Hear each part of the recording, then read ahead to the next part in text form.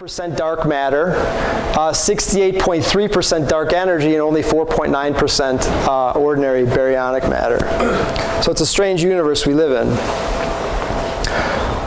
Okay, so what's next? What are we doing now? I showed you, I gave you a story, a historical story, and I told you about results. But what are we working on now?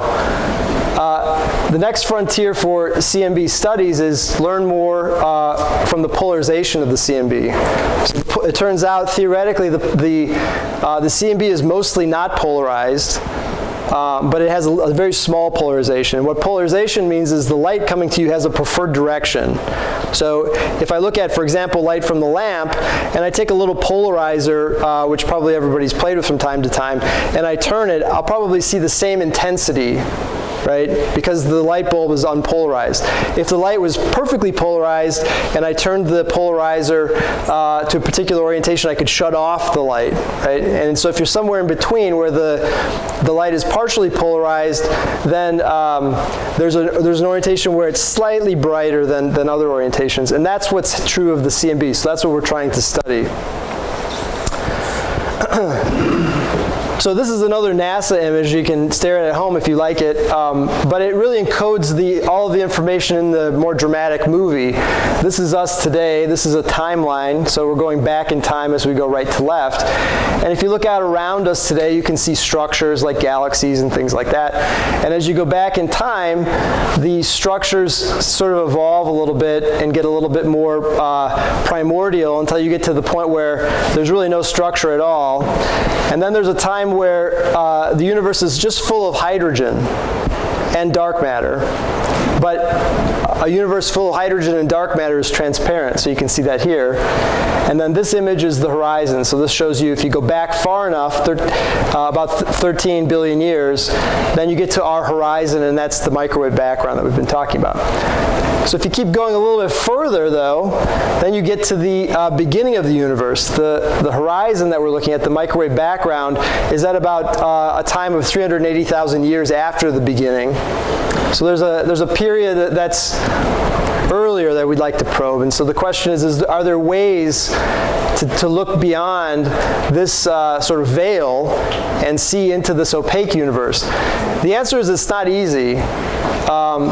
This is already hard looking this far, right? But looking back further, you can't directly image the beginning. But what we can do is we can look at this image and try to figure out were there physical processes at the very beginning of the universe that impacted the image, the CMB image. And can we, so if we take a very nice picture of the CMB, can we, a very precise image of the CMB, can we learn about the physical processes that were operating back here? And so that's the goal. There's a model, or a theoretical model, describing how the universe began, which is called inflation. It was put together largely by Alan Guth at MIT. And the idea is that immediately after the universe began, there was a burst of rapid space-time expansion. And it sounds crazy, but we've had a lot of crazy things already tonight. If it's true, it explains why the universe looks the way it looks. So one of the things that came out of the microwave background measurements is the discovery that the space-time is flat, which doesn't mean much to most people, but that's a property of the universe. It's homogeneous and isotropic. And this is particularly strange because there's something called causality. And if I look over on the sky over there, and I go 180 degrees the other way, those 2 points on the sky have never communicated with each other because the light getting from that point is just getting to me now. It's never had a chance to communicate with that point over there. So those 2 points should know nothing about each other. So you'd expect them to just look completely different, right? But if we look at them, they look almost identical, which is very strange. Why do they know about each other? They've never been in contact with each other, but they know about each other somehow. And so the idea is at the beginning of the universe, everything was in causal contact, and this burst of rapid expansion then moved everything apart, and these points have been apart until now. So this is the idea, and this is the idea that we're trying to test. And the nice thing is there's a very good experimental prediction that we can look for. So these are simulations, but this is the microwave background image here that I showed before, similar. It's just a patch though. And this is the polarized component. So again, the light is preferentially has one orientation, but this image is 10 times fainter than this image. If I take this image, I can decompose it further into we call an E-mode component and a B-mode component. This component is 1,000 times fainter than this. Okay, so we're talking about a very, very, very faint image, but this signal, which, if I look at the structure, it looks qualitatively different from this image, so there's something to go look for. This image is coming from, if we had inflation would have produced gravitational waves that would have persisted in the universe, and those gravitational waves would have influenced the microwave background picture.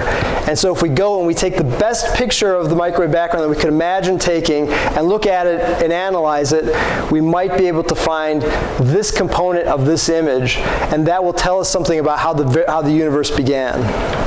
So if we talk about this more quantitatively, looking again at this angular power spectrum, which is brightness and inverse angular scale, there are polarization signals. This is the E-mode signal that I mentioned, and the B-mode signals are down here.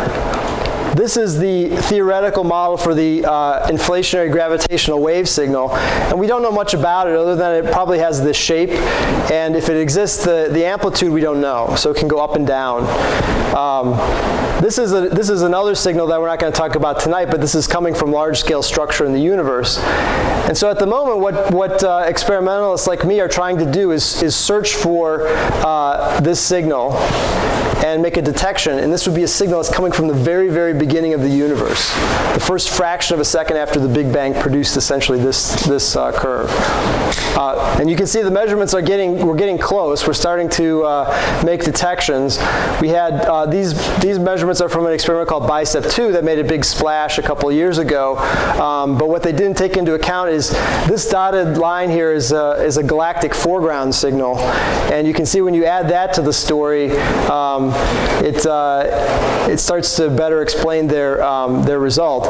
And this sought-after inflationary gravitational wave signal is probably down here somewhere. So as we go down the plot, the experiments get more and more difficult, and as we go out from left to right, the telescopes get larger and larger.